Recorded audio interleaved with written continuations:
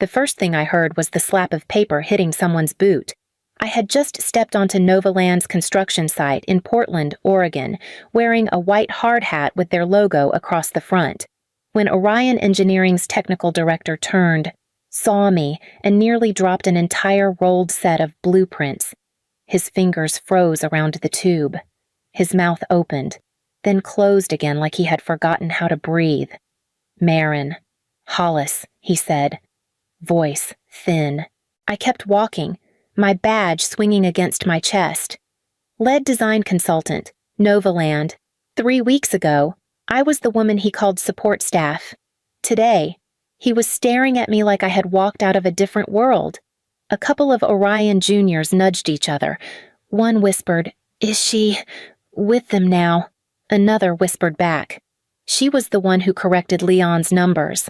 Right, the ones he said were fine. Hearing Leon's name hit a nerve I thought I had buried. Leon Castor, the CEO's son, the man who smirked at me across a small HR table and said, "You do not even have a real title." I had spent 8 years inside Orion, drawing the details everyone else pretended to understand, fixing the mistakes no one wanted to claim, and signing nothing because I was never given the right to sign anything. I stopped in front of the technical director. His eyes kept flicking between my face and my badge. He swallowed hard.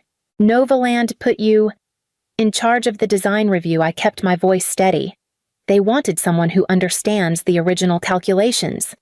The man looked down at the blueprints like they might explode. "We did not. No, they were bringing in someone new." "They are not bringing in someone new," I said softly. "They are bringing in the person who wrote what you are holding."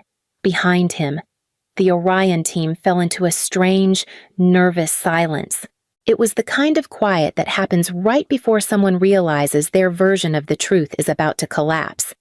I felt the weight of 3 weeks settle behind my ribs, not as fear, but as something colder and sharper. This moment was not luck. It was earned. And it began the day they called my work busy work and pushed my folder back across the HR table. Now it was time to remember exactly how all of it started. 3 weeks earlier, I was sitting in a chair that had always felt too small for the work I did. Orion's HR office smelled faintly of burnt coffee and printer toner. I slid the folder across the table, careful with the drawings I had spent 3 weeks revising, recalculating, and rebuilding from the ground up. "These are the corrected seismic retrofit plans for the Novaland contract," I said. "I fixed the shear wall alignment and the drift ratio Leon approved last month. It would have failed review." Cynthia from HR flipped the folder open like it was a brochure she had no intention of keeping.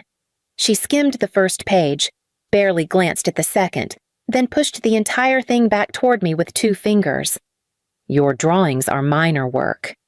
"Maren," I felt something tighten in my throat. "Minor work. The original numbers were unsafe. Someone had to fix them." A voice behind me answered before she could. "That someone does not have to be you." Leon Castor stepped into the room, hands in his pockets, wearing the same smug, relaxed confidence he always wore. He leaned against the doorframe as if the meeting had been arranged for his entertainment. "If you are this unhappy," he said, "you can just resign." "Oh, right. You do not even have a real title to resign from." I stared at him. "I have been doing structural detailing and correction for 8 years. And, officially," Cynthia cut in, tapping her keyboard, "you are logged as junior support." Leon smirked. "Which means you should not be touching design decisions at all." The air in the room felt thinner. My drawings sat between us pages of calculations I had poured myself into reduced to nothing with a few casual sentences.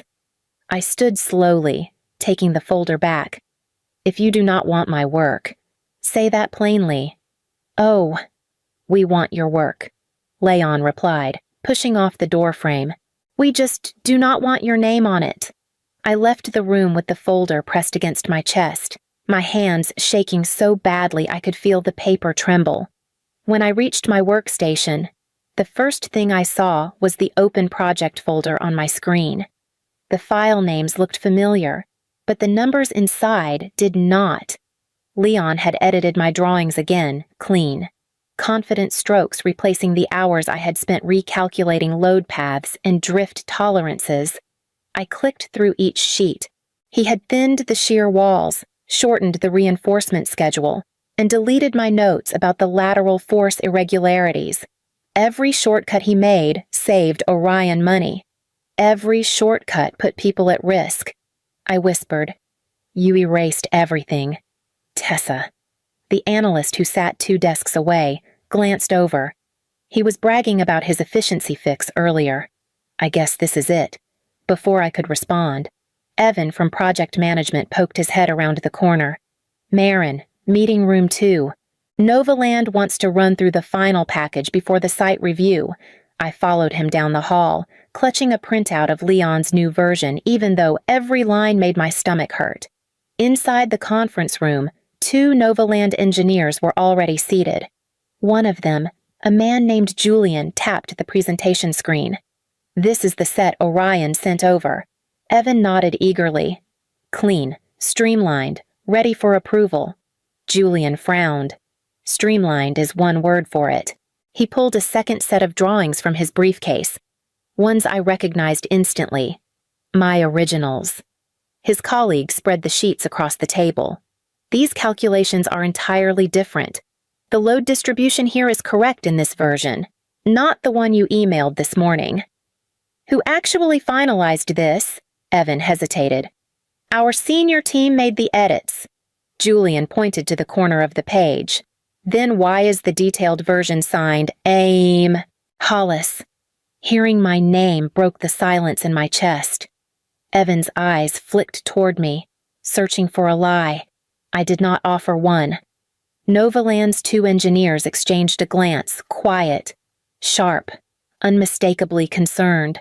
For the first time, doubt was no longer directed at me. It was aimed squarely at Orion.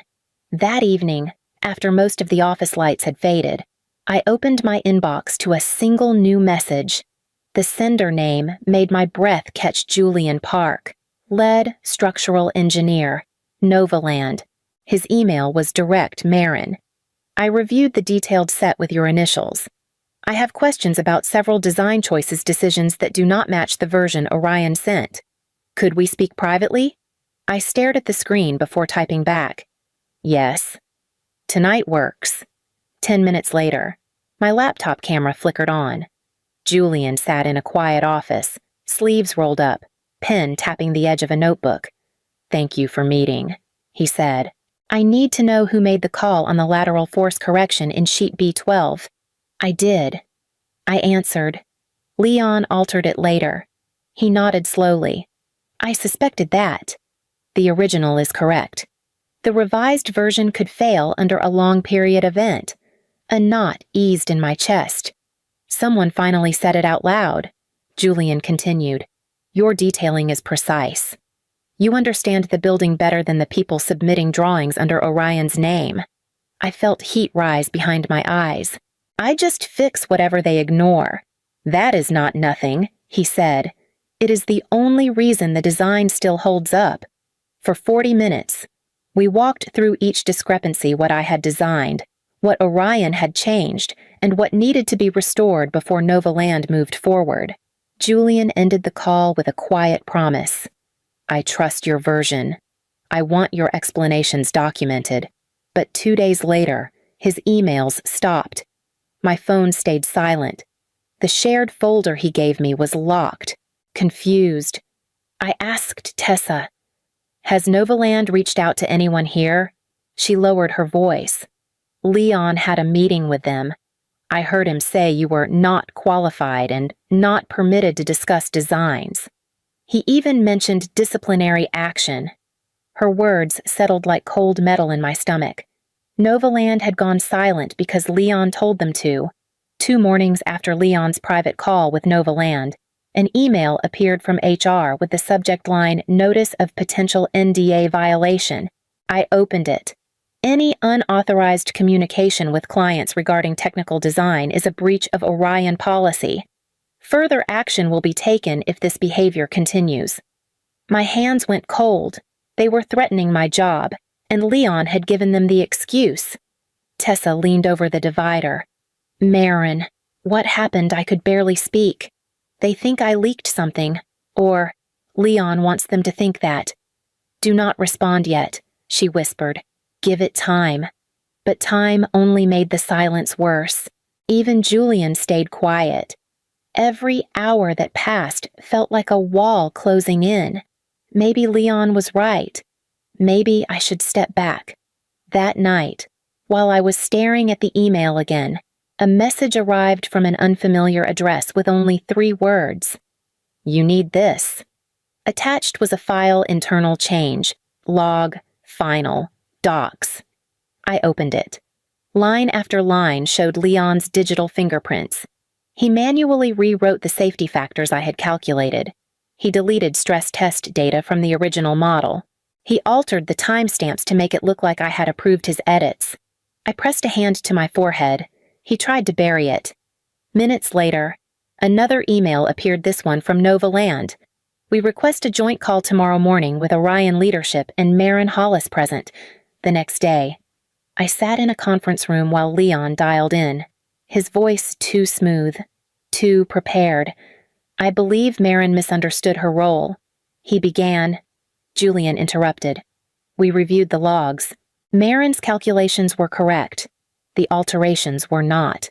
The technical director shifted uncomfortably. Leon's composure cracked. Those numbers were verified internally. No, Julian said, they were falsified. The room went still. Even Leon had nothing left to hide behind. The morning after the joint call, a new email from Novaland appeared, this time addressed only to me. Maren, we want to evaluate you for a direct consulting contract. One condition: complete a structural redesign challenge within 24 hours. My pulse kicked hard. This was not a courtesy test. This was Novaland deciding whether to place their trust and their liability in my hands. I typed back, I accept, before I could talk myself out of it. That night, my apartment overlooking the Willamette River felt smaller than ever. I cleared my kitchen table, spread out printed reference sheets, and opened a blank model. The challenge was simple in theory, but brutal in practice: redesign a core wall system under a newly proposed load path. I whispered to myself. Start from 0. Hours passed. I recalculated vertical load transfer, adjusted the torsional irregularity, and reworked the diaphragm openings. At 3 in the morning, I found something an issue with a secondary load path Novaland's own team had not fully resolved. I built a fix, modeled it twice, and embedded it into the redesign. By sunrise, the draft was complete. No shortcuts, no missing data, no falsified numbers. I emailed the file with a single line, submitted for review. Within 2 hours, Julian replied, This is exceptional. You identified a flaw we missed. Stand by for next steps. At Orion, whispers spread fast. People glanced at me differently. Evan asked, Are you moving to Novaland? I didn't answer. Later that afternoon, I overheard Leon snapping into his phone. She cannot just walk away. We need her on this project. For a man who claimed I had no real title. He sounded terrified to lose me. The CEO's assistant found me before lunch. Mr. Castor would like to see you. Privately. My stomach tightened, but I followed her to the top floor.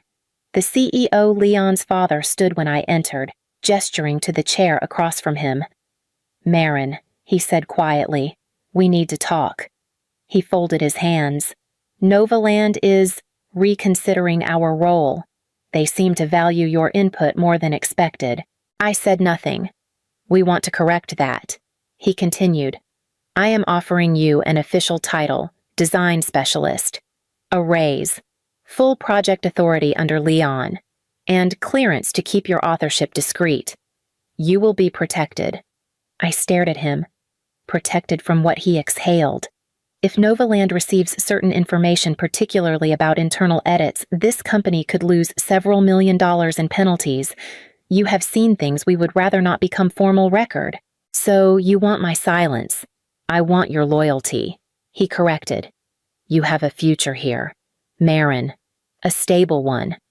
8 years in that building, and this was the first time anyone had offered me a title. But it was tied to a lie, wrapped in fear, and chained to Leon.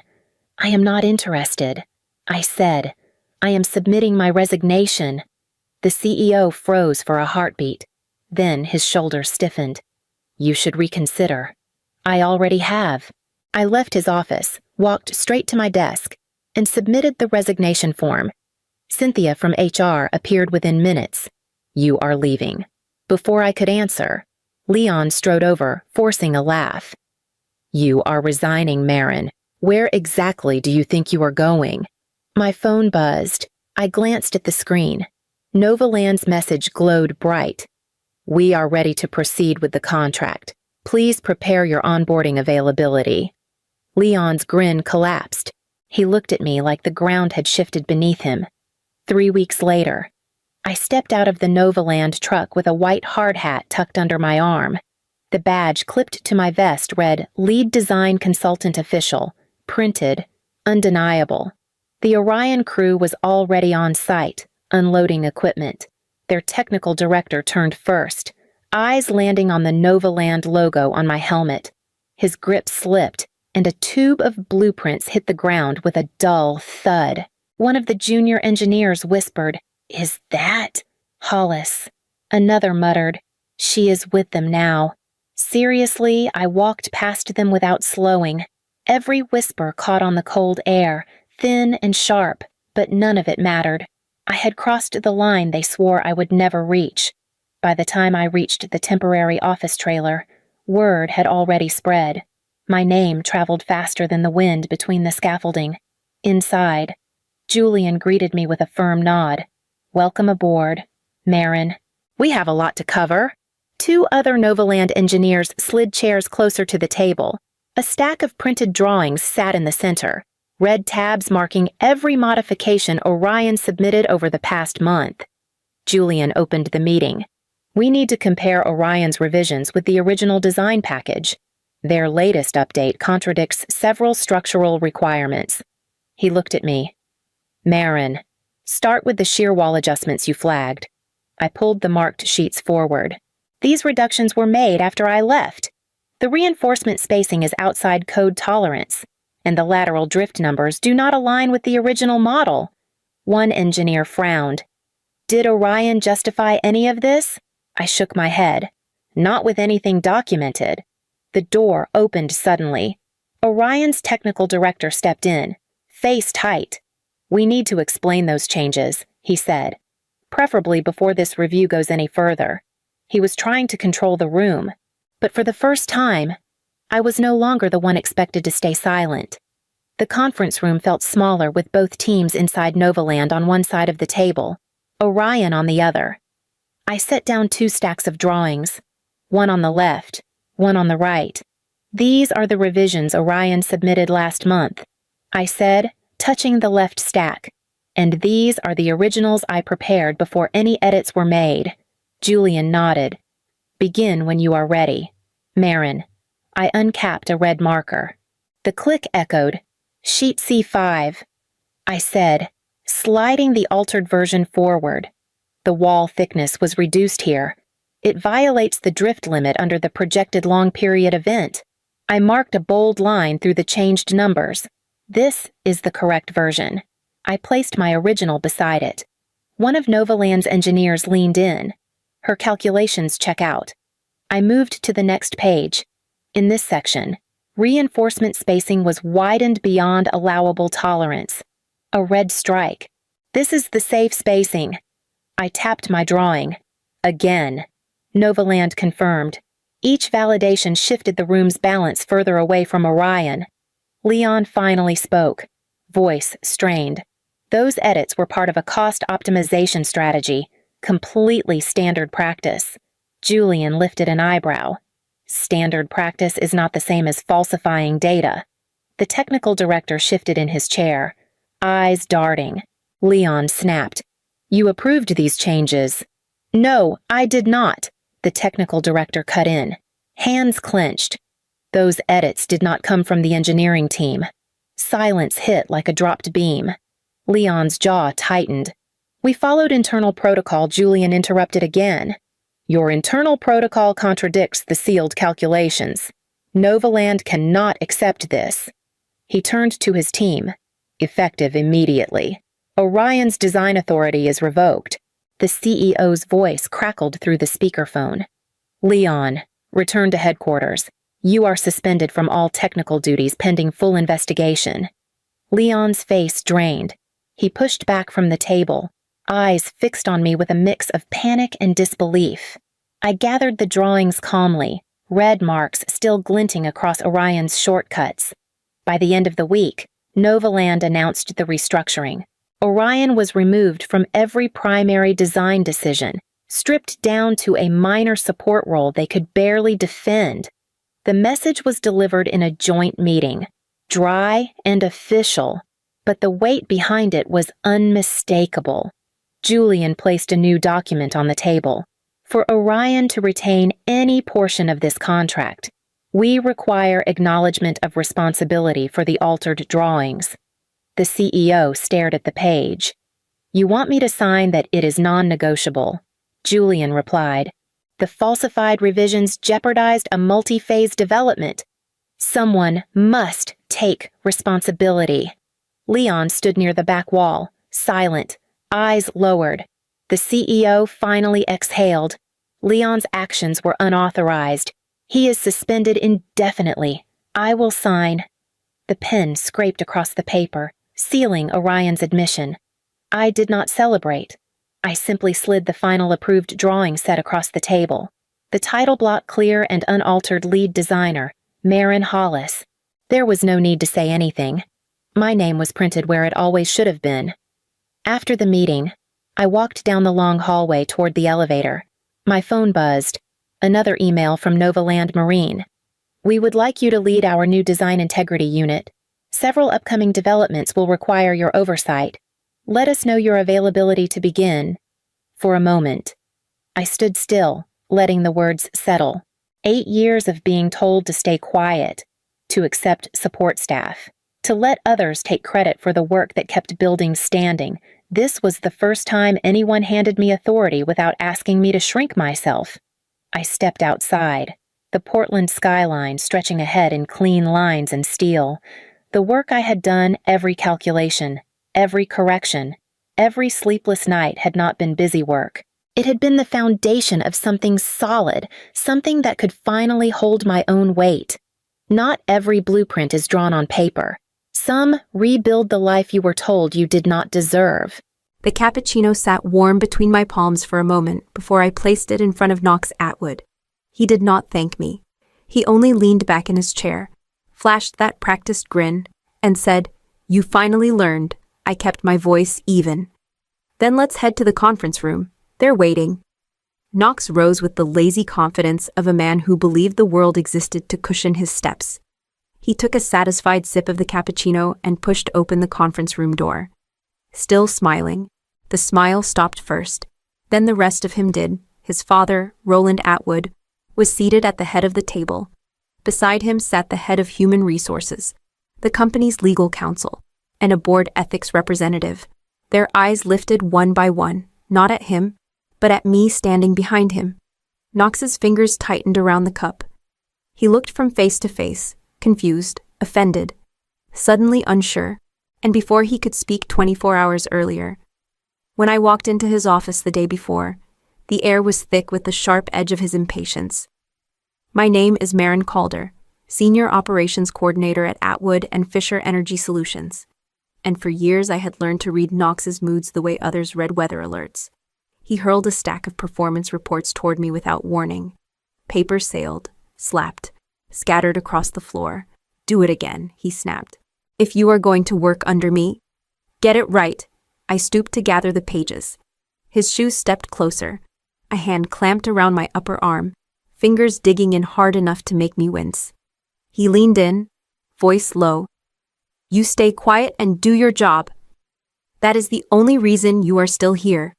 Someone at a nearby desk looked up, then immediately looked away. No one said a word. I swallowed whatever rose in my throat and forced my breathing to steady. Knox released my arm and stalked back to his desk, as if nothing had happened. I gathered the last page from the floor, stood slowly, and reminded myself to breathe as I walked out of his office with the same quiet he demanded. By the next morning, that quiet had become something else entirely. The day before the cappuccino, I had been standing at the end of the long project table, walking Knox through quarterly performance numbers. My voice was steady, the way it always was when I knew he was already irritated. He flipped through the report pages with sharp, impatient movements. "These projections are wrong," he snapped. "Redo them. They are based on the updated client data," I replied carefully.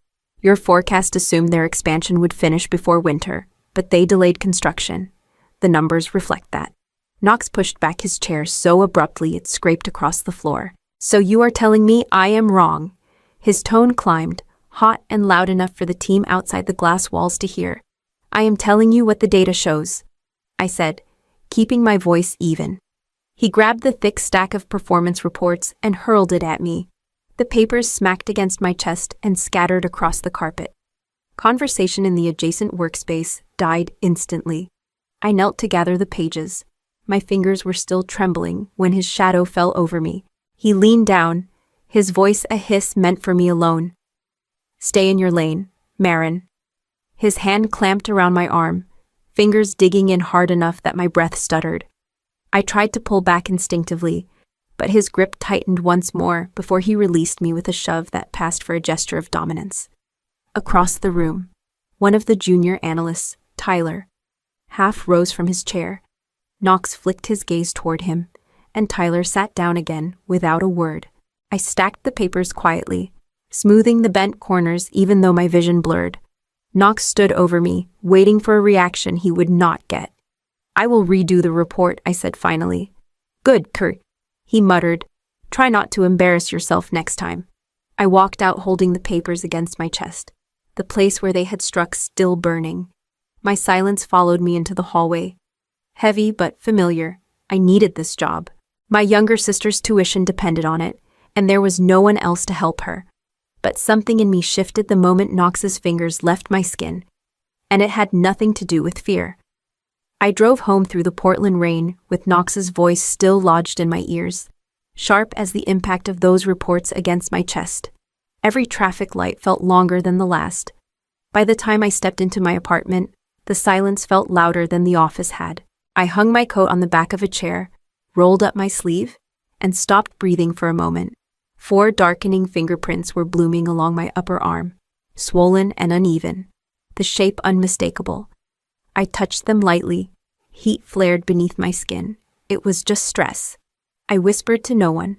Though I already knew it was a lie, stress did not leave marks in the shape of another person's hand. Stress did not dig into flesh with the full intent of reminding someone who held the power. When my phone buzzed on the counter, I glanced over. A group chat message from a former coworker, just a passing update about her new job. But seeing her name pulled a memory forward the day she walked out without goodbye. Eyes swollen, voice quiet when she told me, "I can't stay here." Maren, not with him. Another woman before her left after only 3 months. One had filed a complaint that disappeared faster than her resignation letter. Their stories had always sounded distant, something that happened around me, never to me. I pressed my fingers against the bruise again. This time, I let myself feel the full weight of it. When my younger sister called to remind me about her upcoming tuition payment, I forced my voice steady. "I've got it handled," I told her. "Focus on school." After the call ended, I sat at my kitchen table, the bruise throbbing in rhythm with my pulse. Knox's grip, his voice, the humiliation, all of it circled back, sharper and clearer than it had been in the moment. I had stayed quiet for years because I thought silence kept me safe, but as the bruise deepened, so did the truth the line I'd allowed him to cross once would never be crossed again.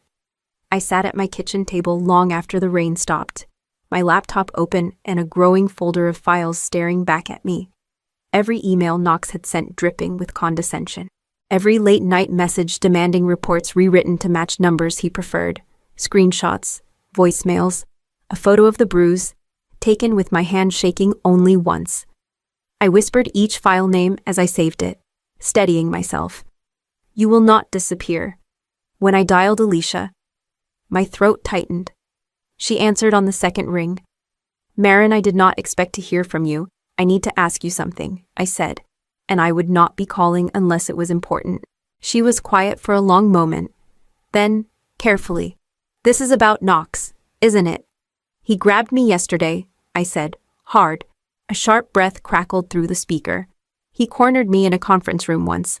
I filed a report. HR buried it. I believe you, I said. And I think we both know why they buried it. I am filing a formal inquiry. Would you sign a written statement? Alicia hesitated only briefly. Yes. I am not afraid of him anymore. After we hung up, I opened the security portal. Knox had ordered a building-wide safety audit months ago to impress the board, which meant hallway footage was archived for 30 days. I submitted a request under the same audit's guidelines. His own vanity had preserved my evidence. By dawn, I walked into a small office near the riverfront for a confidential consultation. The attorney, a measured woman named Gabrielle Holt, listened without interrupting as I explained each incident. When I finished, she folded her hands. You have more than enough for a legal inquiry, she said, not just for harassment. He manipulated performance metrics. That is fraud. Hearing it spoken aloud pulled something tight and trembling from my chest. I nodded, slow and deliberate, as if my body was catching up to the decision I had already made. The truth was finally gathered, piece by piece, and it was no longer mine to carry alone. I woke before dawn, the sky still a dull gray behind my blinds. For the first time in months, my mind was quiet. No racing thoughts, no dread, just a steady, grounded calm that felt almost foreign. I sat on the edge of my bed, opened my laptop, and typed a short email. To Roland Atwood, subject urgent compliance concern, I added 2 sentences, attached the documentation index, and hit send. The bruise on my arm pulsed faintly as if reminding me to keep going. I dressed slowly, choosing a long-sleeve blouse that covered the worst of the marks. As I buttoned the cuffs, I practiced the evenness in my voice, the steadiness in my posture. By the time I stepped into the office, the building was still waking up, lights flicking on one floor at a time. Knox strode in 30 minutes later, humming under his breath. He tossed his bag on his desk and looked over at me with casual satisfaction. You are early, he said. Good, you can get my usual. Of course, I replied. The shift in his face was immediate. A smug ease settled over him, the kind that came from believing every boundary he ever pushed had been forgiven. See, he said, leaning back. Knew you would come around. I walked to the break area and began preparing his cappuccino the way I always had measured grounds. Quiet precision. No unnecessary movement. My hands did not tremble this time. When I set the cup in front of him, Knox took a long sip and smiled as though he had trained me into obedience. Now that is more like it, he said. I held his gaze for a moment, not long enough to raise suspicion, just long enough to let myself feel the finality of it. This will be the last time, I thought. Though the words stayed in my chest, Knox pushed back his chair. Come on, he said. We have a briefing. Yes, I answered, standing. We do? And for the first time, the sound of my own voice felt like a step towards something larger than silence. Knox walked beside me with the easy swagger of someone who believed the morning was already won. He took another sip of his cappuccino and nudged my arm lightly with the back of his hand, as if we were sharing some kind of private joke. Make sure you take notes, he said. Yesterday was a mess. I remember, I replied. My voice stayed calm, steady. He smirked. Good. I stopped outside the small conference room, the same one he used whenever he wanted to correct an employee without witnesses. Knox grabbed the door handle without hesitation. Let us get this over with, he muttered, pushing it open. His foot crossed the threshold. Then the rest of him stopped. Inside, Roland Atwood sat at the head of the table, elbows resting on the polished wood. To his right, the head of Human Resources clutched a notebook as though it might anchor her. Corporate counsel, a sharp-eyed man named Derek Shaw, waited silently beside her. At the far end, a board ethics representative flipped through a binder, each page marked with neat colored tabs. Each binder was identical. Each one carried my name on the cover. Knox blinked once, then twice. Confusion slid into irritation. What is this? Roland's voice was quiet, but the words dropped with weight. Sit, son. Knox gave a short, breathy laugh. Dad, I have a briefing. No, Roland said, his gaze unwavering. You have this. Knox looked at me then, eyes narrowing, as if trying to read a script he had not been handed. Maren, what is going on? I stepped inside and closed the door behind us. The click of the latch felt louder than it should have. I moved to the empty chair beside the legal counsel, my hands resting carefully in my lap. Roland nodded toward the seat across from me. Sit, he repeated. The last of Knox's smile drained away as he realized his room was no longer his. Knox finally lowered himself into the chair, jaw tight, eyes darting between the binders and his father. I do not understand what this is, he said. Roland folded his hands. We are here to discuss several allegations brought forward with supporting evidence. Maren, you may begin. The words settled over me slowly. You may begin. 4 simple syllables I had never been granted in any room Knox controlled. I opened the top binder. Yesterday morning, I said. Knox threw a stack of performance reports at me during a team meeting. When I picked them up, he grabbed my arm hard enough to leave bruises. Knox scoffed. Oh, come on, Derek Shaw, the legal counsel, lifted a hand. Let her finish, I continued, my voice steady. This was not the first instance.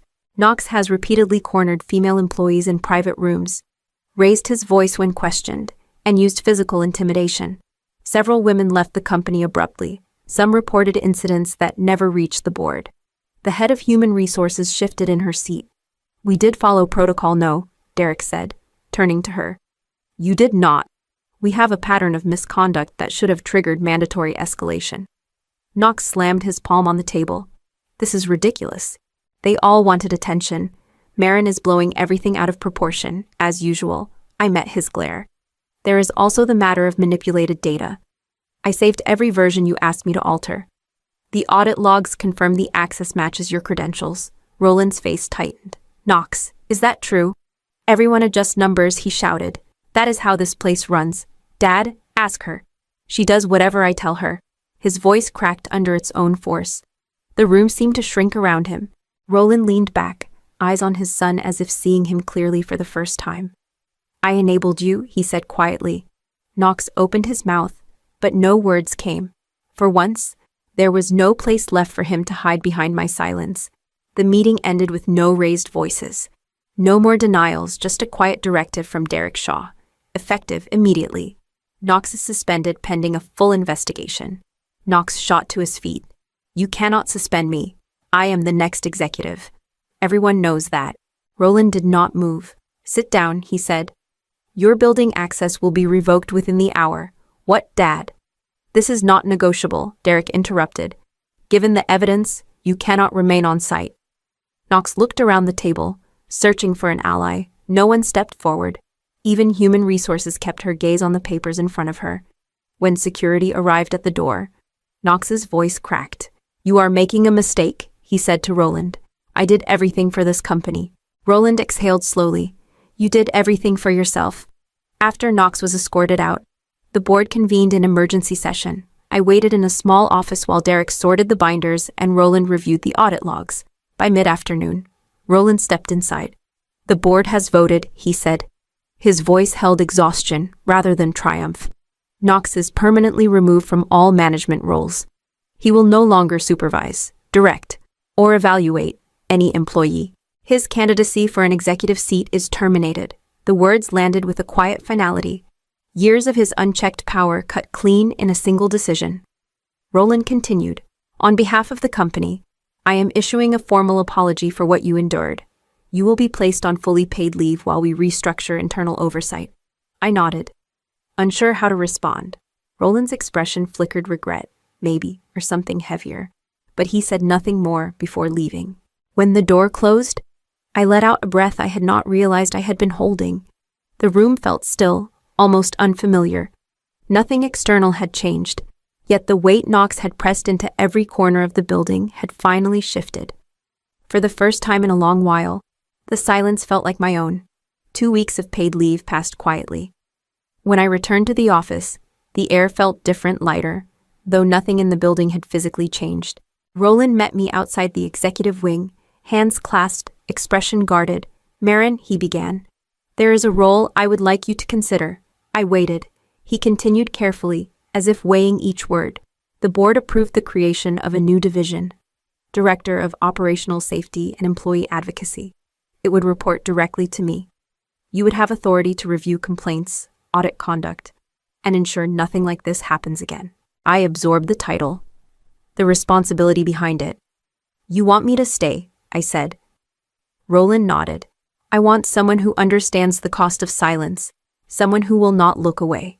The offer held weight, not as an apology, but as a chance to shape something better than what had allowed Knox to thrive. I thought of my sister, of Alicia, of the women whose voices had vanished into quiet departures. I will accept, I said, but I am not doing this to protect the company's image. You are doing it to protect its people, Roland replied.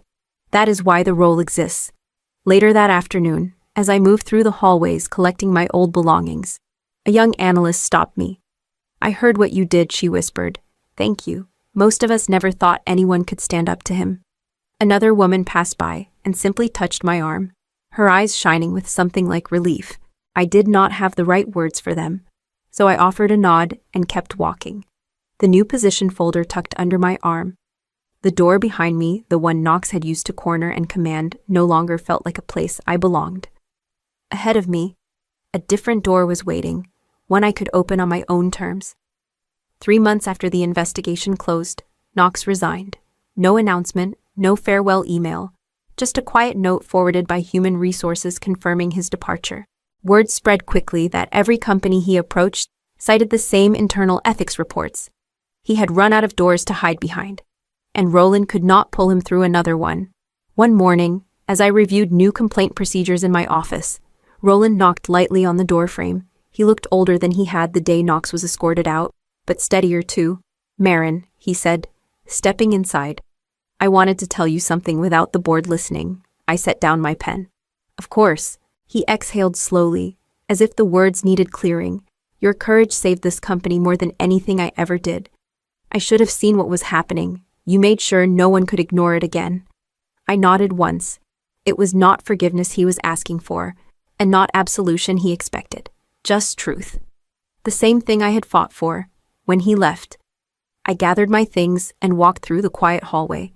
Morning light softened the edges of the building, and employees passed with small nods that carried more meaning than they knew. In the break area, I made a cup of coffee my own this time. No foam art, no cappuccino meant to appease anyone, just a simple drink held in my own hands. I carried it with me as I walked toward the large windows overlooking the city. I thought of Knox, not with anger, but with clarity. I had not ruined him. His choices had done that. I had not dismantled the company. I had helped rebuild it into something that might finally protect the people inside it. I lifted the cup slightly, feeling its warmth. Yesterday I served him coffee. Today, I serve something far stronger, my own voice.